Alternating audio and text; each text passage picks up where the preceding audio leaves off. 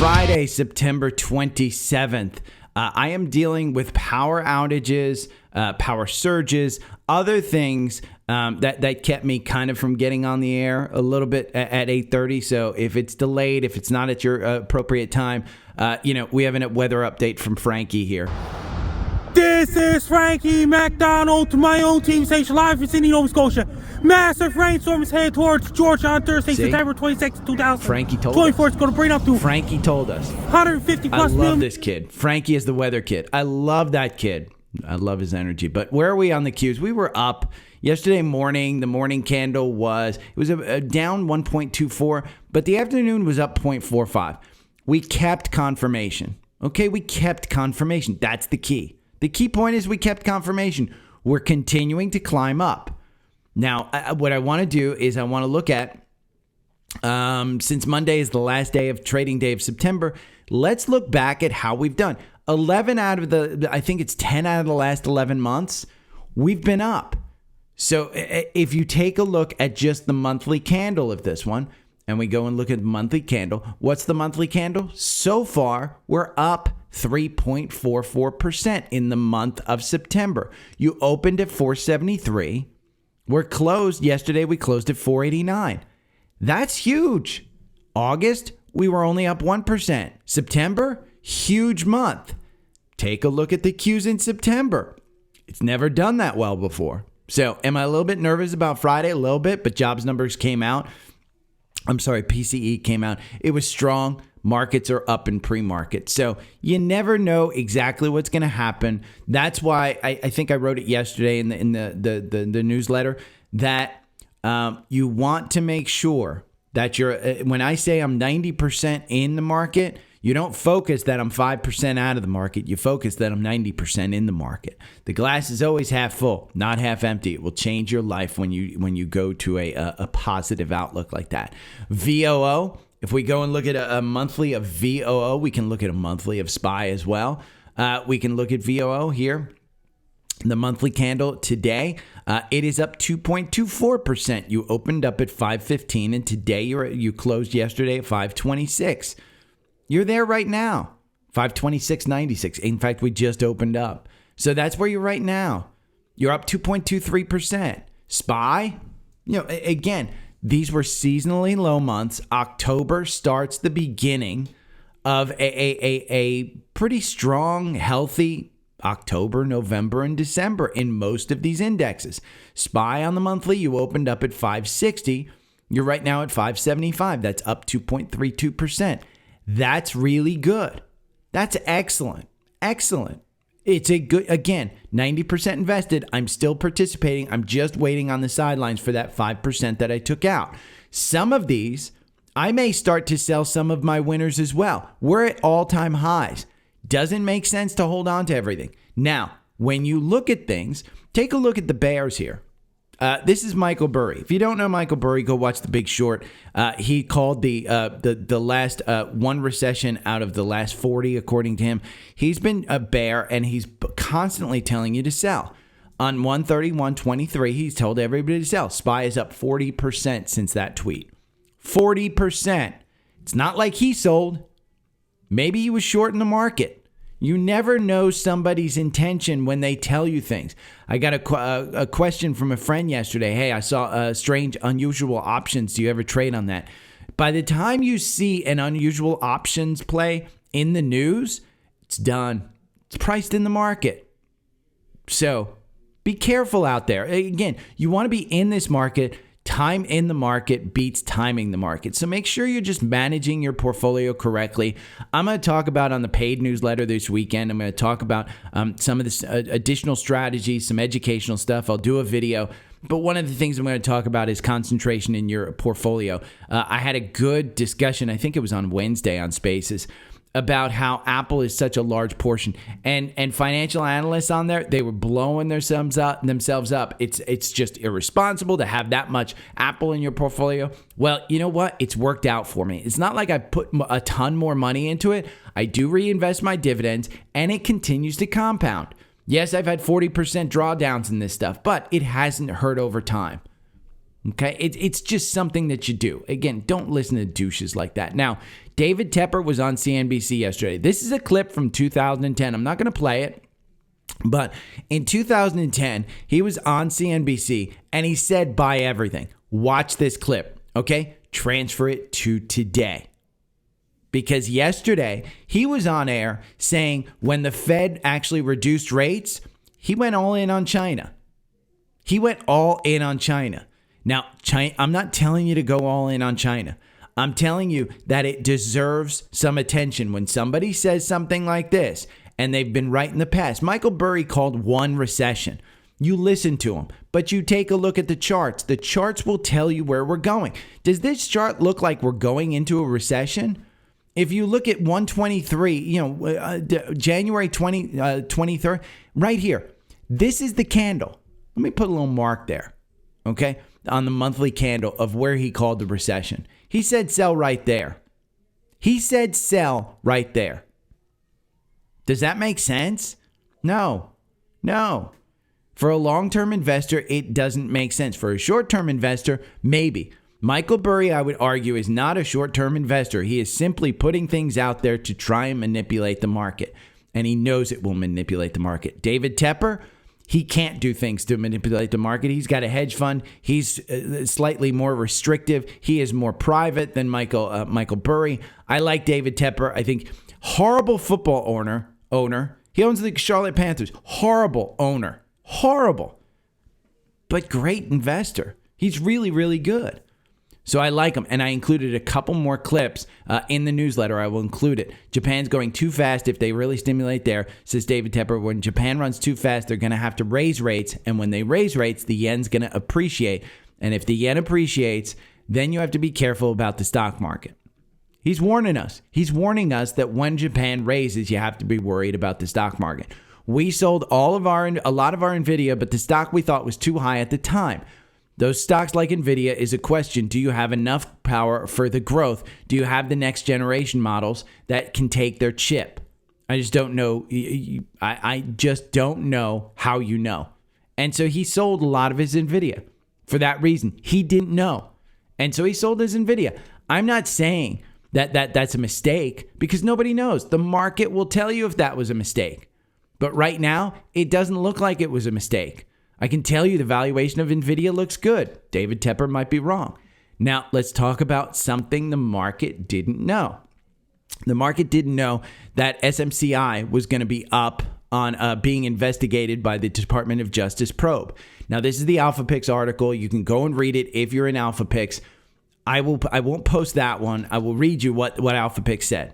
Shares of the stock experienced a 12% pullback following the announcement of a Justice Department probe. The probe appears to be connected to the short seller report published in August. We already knew that this stuff was out there. So AlphaPix wants to emphasize that the DOJ probe is not the same as an investigation. A probe typically indicates a preliminary inquiry to assess whether there are adequate grounds for initiating a formal investigation. That's what they said. That's what Seeking Alpha said. Now, to put it into dummy terms, this is Flowtopia. I think he did the best thing.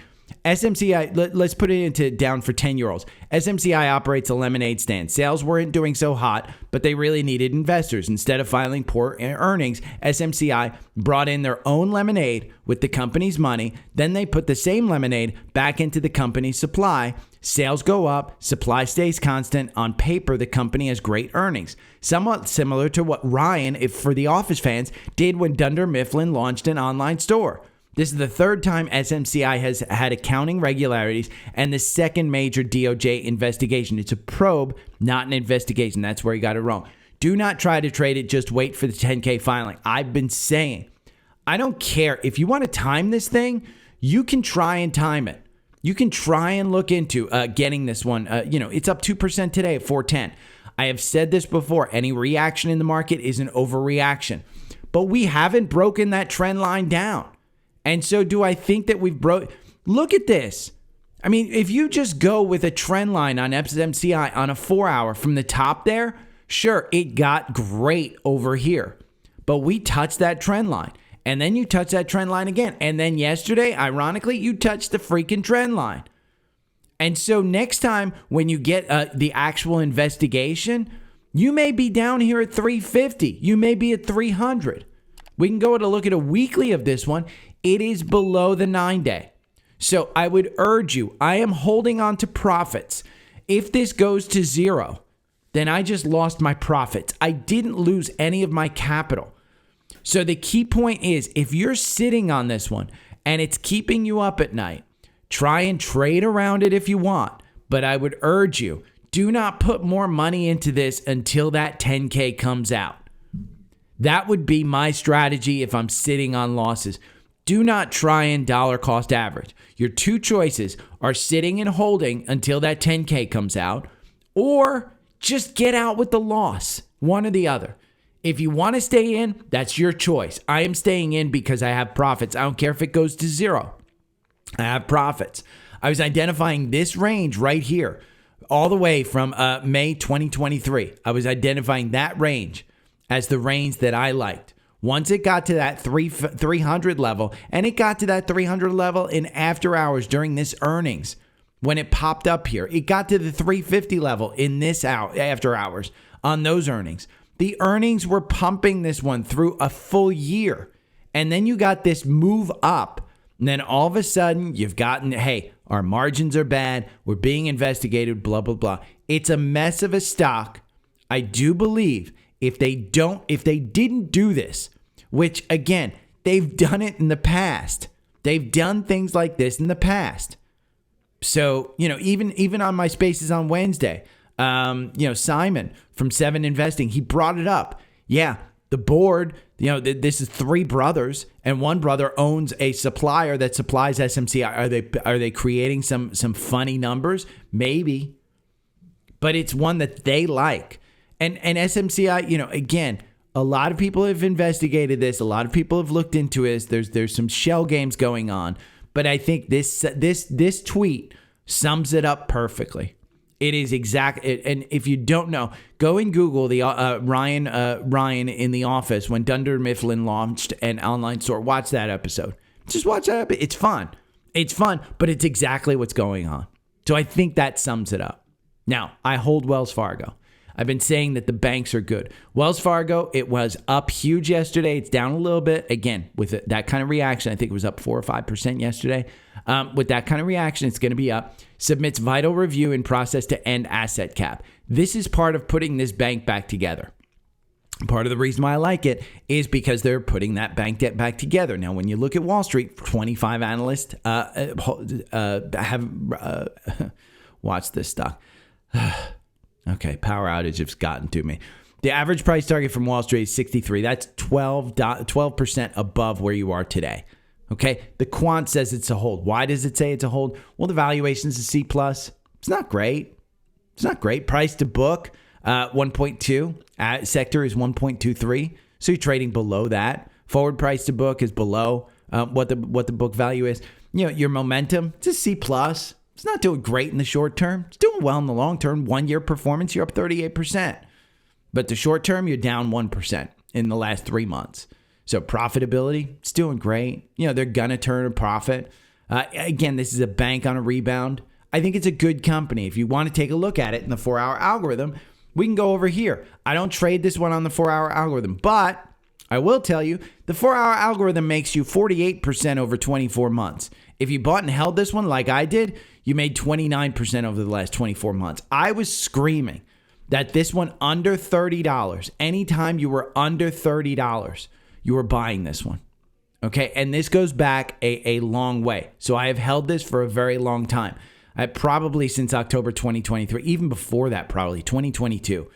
Anything under, it may have been $40. It was under 40. Anything under $40, I was buying. And I was buying multiple times across this entire time period. Have I sold? No. $60 is where I want to sell. I have a small position. I have trimmed it multiple times. I haven't added to it. I think I want to add to it. If it gets down to 55, I think I want to add to it. I might trade this one. But this is very similar to Citi. Citi's in a rebound as well.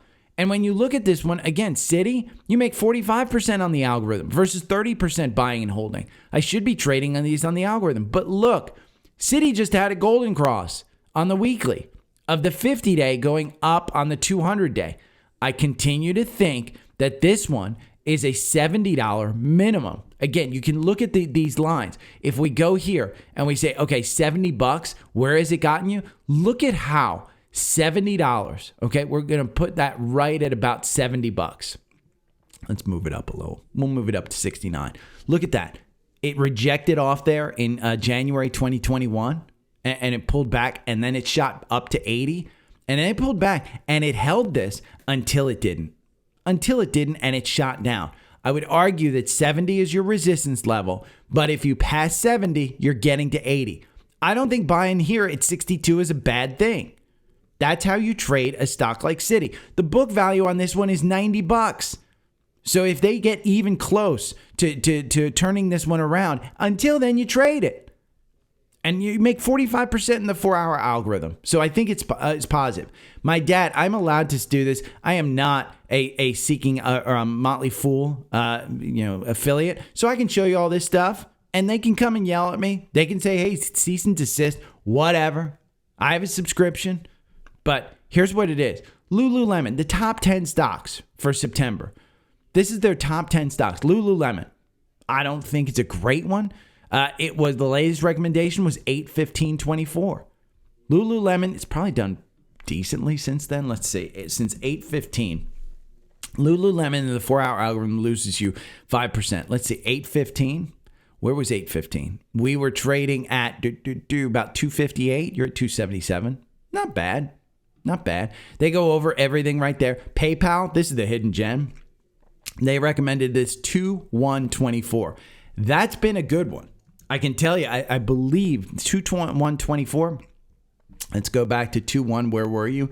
You were just below 60. Let's move this a little bit. PayPal. I have to load it up. Loading done. There we go. 2/1. 2/1. We were at we were at 61, 60. You're at 76 right now, or I'm sorry, 79 right now. So they did well on that one. When they recommend Wingstop, they recommended that on 9/19. That's their number 3. Apple is number 4. They haven't recommended this one in years. Unity Software, I think that's a mess. I wouldn't get into that one. They recommended that on 9/5. It's a mess. Unity Software. Progressive Insurance, they recommended that at 8/24. Roblox, I wouldn't buy Roblox right now, but they recommended that 8/16/23. I would wait for Roblox to pull back to 40. I think it's going to pull back to 40. You can take a look at Roblox here. It's at 44. It's down 1% today. I think it's going to, it hasn't held the 44. Hasn't held that $44 that did. So I think you're coming back into this range. We can look at the weekly. I think you're coming back into this range. I think you'll be at between 30 and 40, and I think you can buy it again. I like the company. But Roblox is one. DoorDash, not making money. They recommended it on 11/20/23. I will put this list. Paycom, Enphase. I looked at this one. These two particularly I looked at. Okay, Enphase, they recommended on 6/15/23. This is one of their top 10 for September. And we can look at this one. Enphase, it's solar. We can look since, for the month of September. Let's see, you started out September 5th, 4th, 3rd. Let's see, 3rd, you started out, you opened at 118, you're at 115. Let's see when they actually recommended this one, and we can see how it was performing. This one is 6/15/23. So since 6/15/23, let's just go to 6/15/23. That's June 12th, 2023. It was trading at 184. You're at 115 right now. I'm just not a super fan. They give you very kind of mediocre analysis, not like Alpha Picks. And that's the difference between Motley Fool. And yes, again, I read both of them.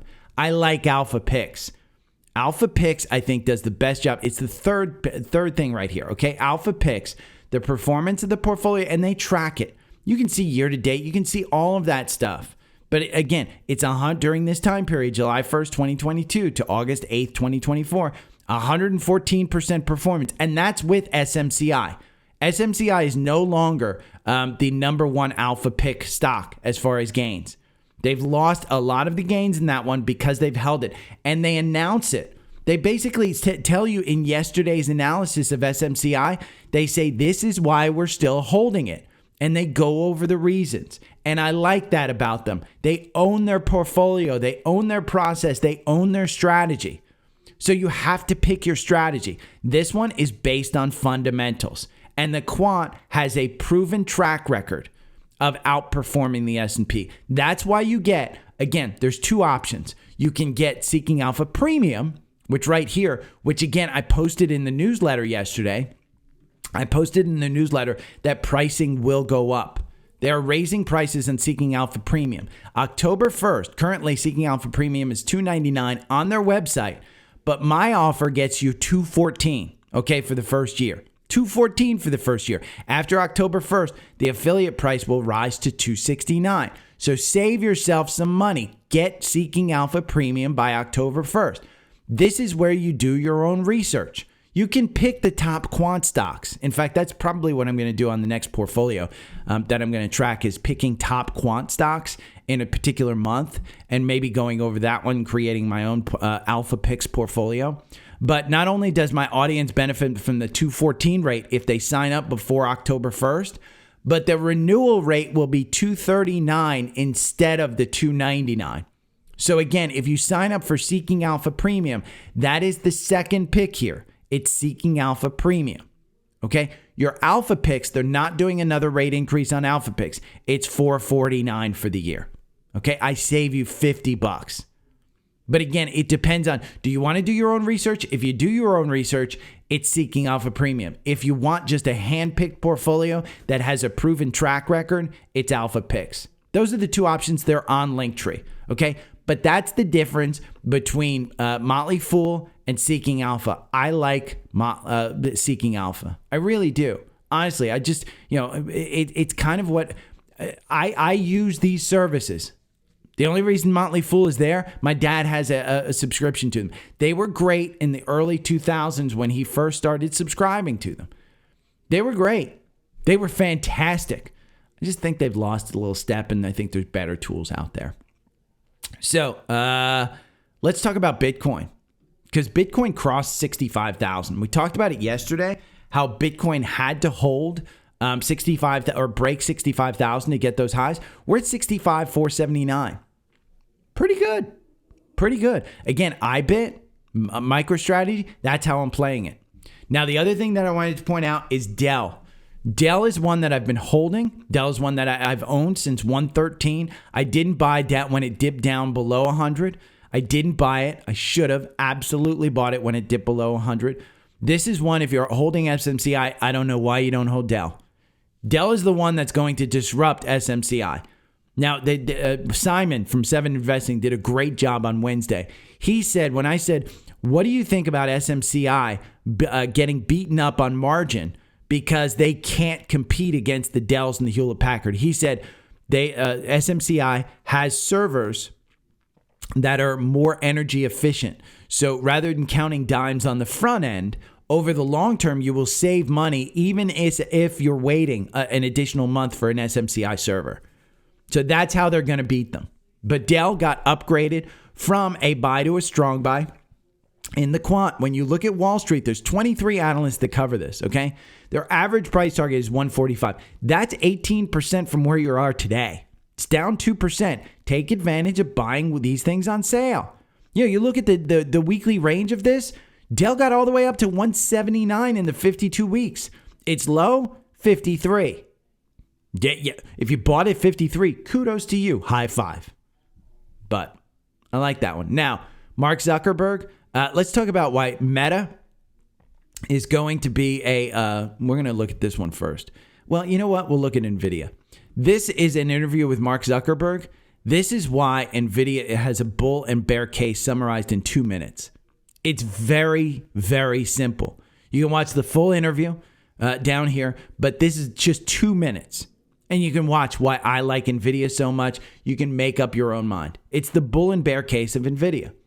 Now, Meta, on the other hand, I think Meta is going to be an enormous, enormous company. I think it's going to 600. When you take a look at Meta, Meta's Connect showings brings it one step closer to being an AI company. I think that's what Meta is becoming, an AI company. And if you think AI is moving to the next space, I said this yesterday on Spaces. I think them launching the hardware game makes them almost competitive with Apple per se. I think Meta AI is going to be everywhere because think about it. How many of you today go to find ChatGPT specifically? How many of you today go to separate apps to try and find stuff versus the billions of people who go to WhatsApp, who go to Facebook, who go to Instagram? How many of you go to Threads? Again, that's all Meta AI. They're getting your data. They can present to you in AI what you want. I saw a Wall Street Journal article the other day about how a speech company is having to fight off lonely men from using their AI as their girlfriend. They're having to fight that off. You can do that on Meta today. Say you like John Cena. And I said this on Spaces yesterday. How many lonely women are going to have a romantic relationship with John Cena on Meta's AI? I bet it's a lot. You know, Zuck used to spend $10 billion per quarter to get 30 people to show up to the metaverse. He is spending that money in a way that Wall Street likes now. It's on AI. He loves spending money. So I don't find anybody going outside of an additional app to find AI.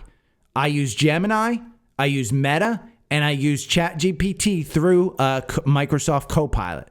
Okay, because all of those are absolutely free to me, and they're all serve different purposes. With Meta's language models being on those devices that they did, again, John Ives is working with OpenAI on a device. They realize nobody's going off device. Nobody's going to a separate app. The second Apple launches their Apple Intelligence stuff, they are going to own AI on that device. Google is going to own AI on their Android devices. And I've told this story before. I don't usually use Google Maps because I have a Tesla. When I was in Columbus, Ohio, and I used Google Maps to go to a sushi restaurant, it said, hey, during this time, there is usually a crowd. There's usually a wait. Would you like us to call for reservations for you? And I said, yes. By the time I got there, it had texted me that it had made a reservation. I walked into that restaurant like freaking Richard Gere in Pretty Woman. And they thought I had a personal assistant. They thought they were talking to my personal assistant. It was a mom and pop sushi shop. I got such good treatment in there. And that was all from AI. That was Google. And it was 100% integrated to where I didn't have to think about it. And would I pay for that? 100% yes. If I had a personal assistant where I needed to schedule a plane flight, you know, I was watching, what was it? I was watching some, it was the Menendez brothers. And the guy, the father, I did grow up with the Menendez brothers, by the way. Full disclosure, yes. I had some interactions with the Menendez brothers before they killed their parents. I may have seen them during the time after they killed their parents and before they went to jail. I may have. I don't know. Don't quite remember, but I may have because of Chuck's Cafe in Princeton, and Lyle owned it. But yeah, I definitely had some. But I was watching that on Netflix, and essentially the father runs out of his office. He was the CEO of RCA Records or something, and he runs out of his office. He said, "Book me a flight to New Jersey." They lived in LA. Book me a flight to New Jersey to his secretary.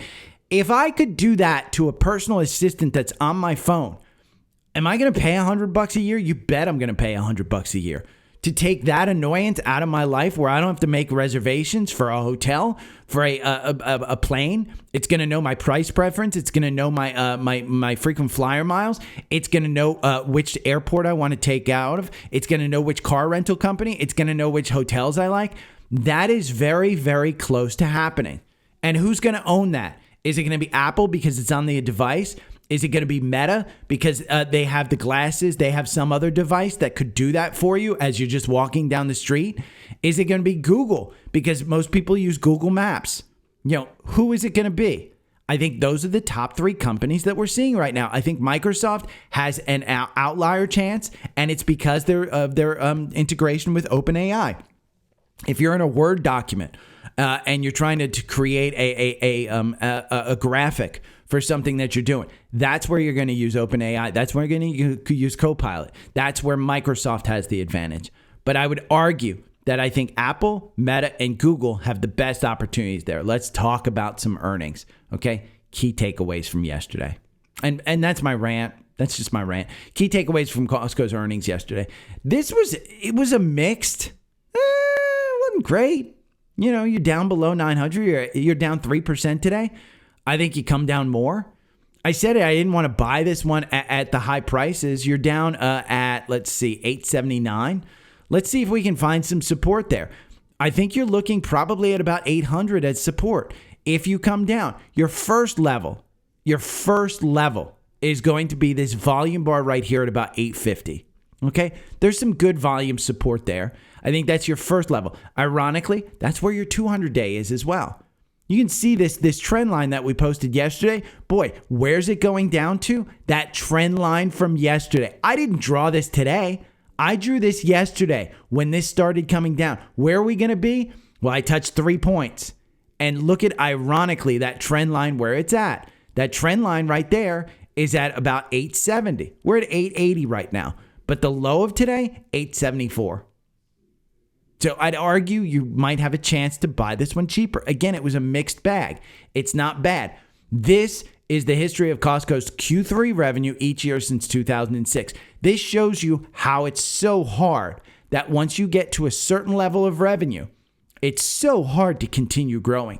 Because you can see $1 billion there, 2006 to 2007, $3 billion from 2007 to 2008. If you put percentage terms on this, this $1 billion in 2006 to 2007 is far bigger than the $1 billion from 2023 to 2024. And the reason is because it's from 19 to 20 instead of 78 to 79. Figure out that math. That's why it continues to get harder. Okay? And that's what you have to do. Again, it's Friday. We're not buying anything today. We're going to wait until next week. We're going to wait to buy some stuff next week. I was waiting till this week. We didn't see a pullback this week. We saw continued strength. You know, China said, hold my beer. We're going to double down. And that just pushed the markets up. Am I okay sitting in cash right now? Yeah, my bond fund still gives me 5% until October. You know, in October, it starts going down to 4%. So September 27th, I'm fine holding it until the end of October. I want to start whittling that down. And I don't care if I buy higher, but at all-time highs, I'm kind of just a little bit, I don't want to be Bob. I don't want to be Bob. So let's talk about something else. This is a bonus section of the podcast. So commodities are something that you can trade, okay? This is the commodity price over the last year. Cocoa, coffee, gold, silver, copper, zinc, aluminum, lumber, USCPI, wheat. You can Google, literally, go to Google Gemini and just type in, is there an ETF that trades cocoa? I'm not going to do it here. You go and do your own freaking work. But just understand there are ways to play these things.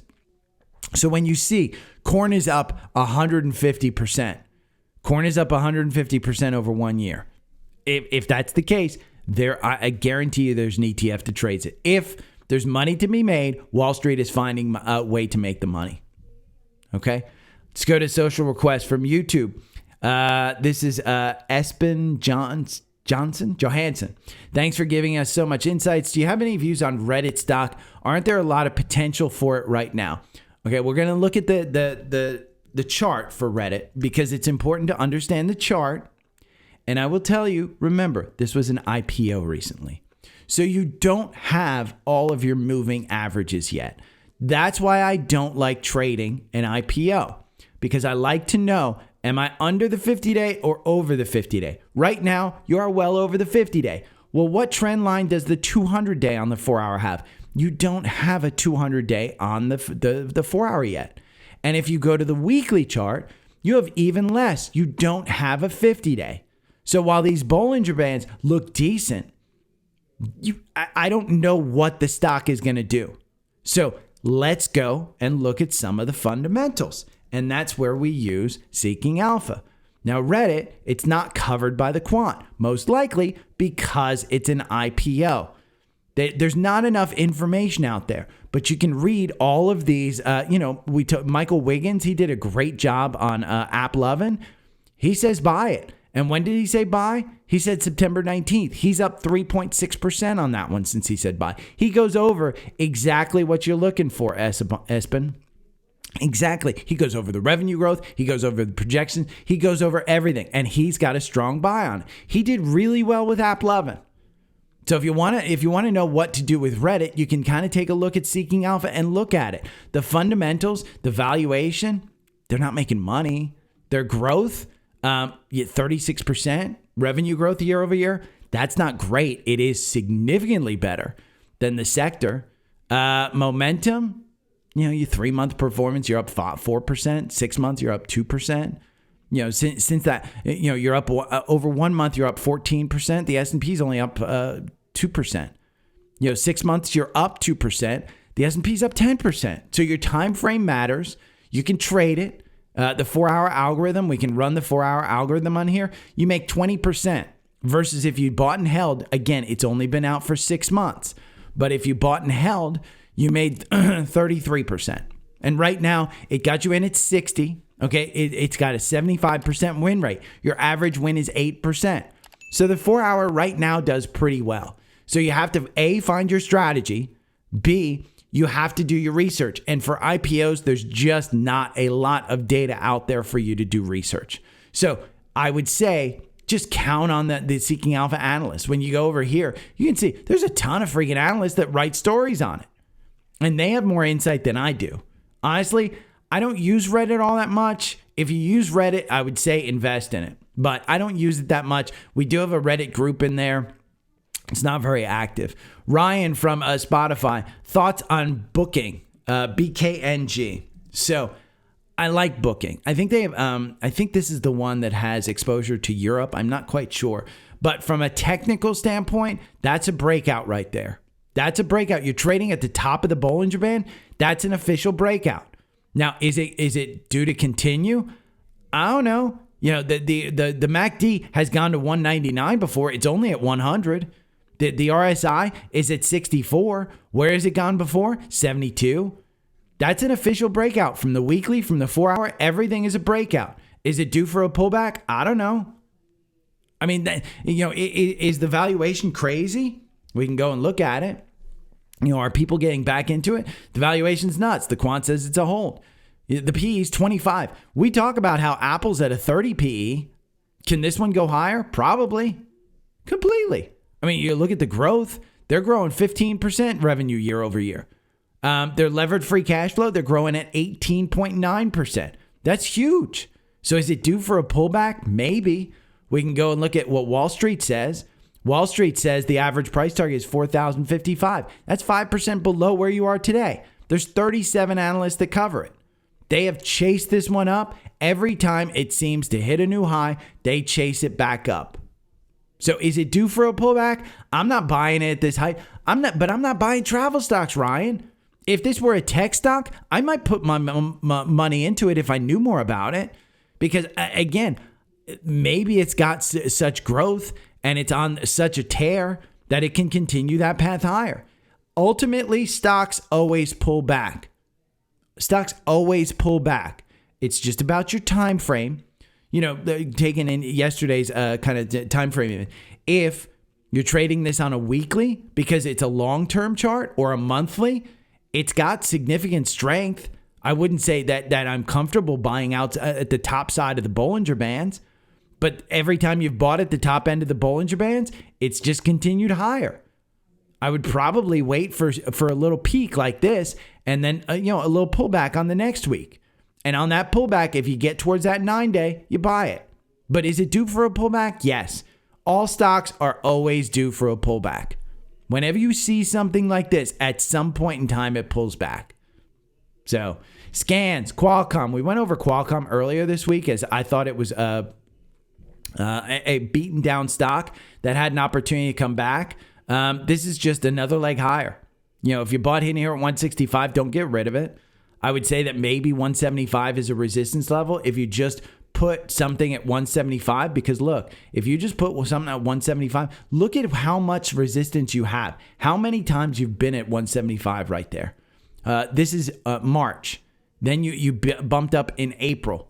Then you came down and you bumped back up in August. Then you came and you bumped back up in September, and now you're right at that. So Qualcomm looks like it could go higher. I'd probably wait until 175 is a support instead of resistance, but it got a cross up. We got UVIXI, we got FNG. I have said this before, and I said it yesterday. I am just a little bit nervous about the fear and greed index being in the greed, near the extreme greed, and with the VIX at 15. This wants to be at 20. So I'm being a little bit conservative right now. I'm trying to wait for some pullbacks on some stocks that I like. I've got my list. Make sure you have your list.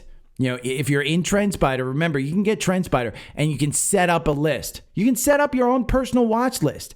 And then you can set up alerts to say when this strategy triggers me. Maybe it's the 4-hour, maybe it's the 65-minute, maybe it's something else that you like. Maybe it's when the RSI gets to 50. Maybe it's when the RSI gets to 20 and it's oversold and you want to buy that stock.